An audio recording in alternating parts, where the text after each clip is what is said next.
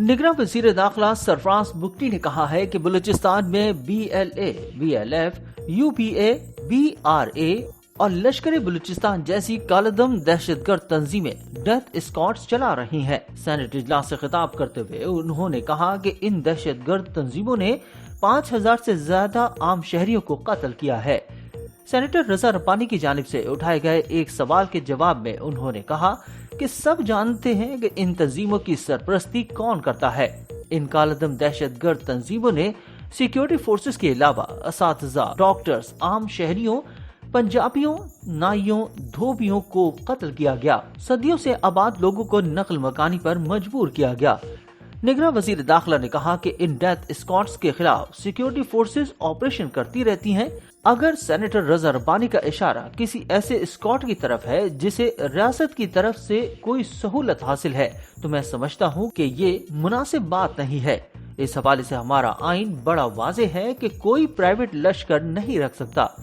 सरफराज बुगटी ने कहा कि इस तरह के सियासी नारे हमने बलूचिस्तान में बहुत देखे हैं, खास तौर पर इलेक्शन के करीब तो बहुत ज्यादा देखे हैं, लेकिन जिन लोगों पर ये इल्जाम लगता है उनके खिलाफ कोई भी ठोस सबूत आज तक हमने नहीं देखा है।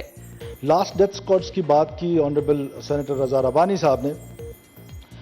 देखिए, पॉलिटिकल स्लोगन तो हो सकता है, लेकिन जो डेथ स्क्वाड्स हैं बलूचिस्तान में, आप, मैं, हम सब जानते हैं।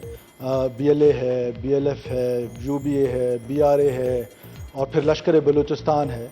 और इनको कौन हेड करता है, इन डेथ स्क्वाड्स को, जिन्होंने 5000 से ज़्यादा सिविलियंस की किलिंग की है।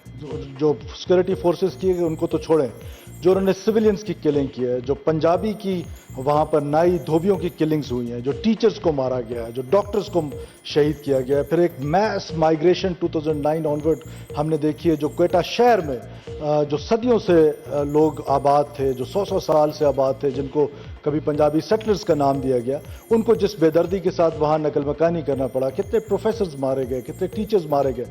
तो ये डेथ स्क्वाड्स जो है वो डिफरेंट ऑर्गेनाइजेशंस की सूरत में वहाँ पर बलूचिस्तान में उनके खिलाफ सिक्योरिटी फोर्सेस ऑपरेशन करती रहती हैं। और किसी ऐसे डेथ स्क्वाड की तरफ अगर इनका इशारा है कि जो स्टेट के अंदर कोई पैटरेज है, तो मैं समझता हूँ कि ये मुनासिब बात नहीं है, क्योंकि हमारा आर्टिकल जो है, जो कॉन्स्टिट्यूशन है, वो बड़ा क्लियर है कि कोई प्राइवेट लश्कर नहीं रख सकता है। तो इस तरह के पॉलिटिकल स्लोगन्स तो हमने बलूचिस्तान में बहुत दफ़ा देखे और इलेक्शन के करीब तो बहुत ज़्यादा देखे हैं।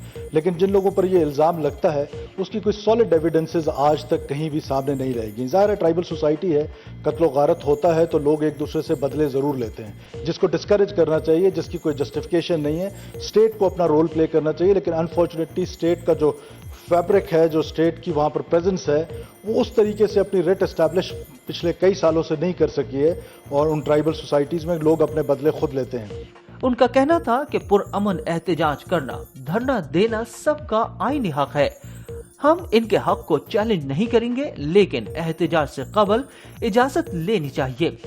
रेड जोन में अराकीन असेंबली समेत एहतजाज करने की किसी को इजाजत नहीं है। तो मैं समझता हूँ कि सरदार साहब का जो धरना है वो एक पॉलिटिकल राइट है उनका, एक कॉन्स्टिट्यूशनल राइट है उनका, सिट इन का राइट है, उनको प्रोटेस्ट करने का राइट है और हम उस राइट को उनको बिल्कुल चैलेंज नहीं करेंगे। लेकिन ये ज़रूर है कि परमिशंस लेना उन जैसी एक सीजन्ड पॉलिटिशियन को मैं समझता हूँ कि उन पैरामीटर्स का ख्याल ज़रूर रखना है कि जब हम अपने रेड जोन में किसी को अलाउ नहीं करते हैं तो ये किसी और को भी जब अलाउ नहीं करते हैं तो सरदार साहब को भी अलाउ नहीं करेंगे।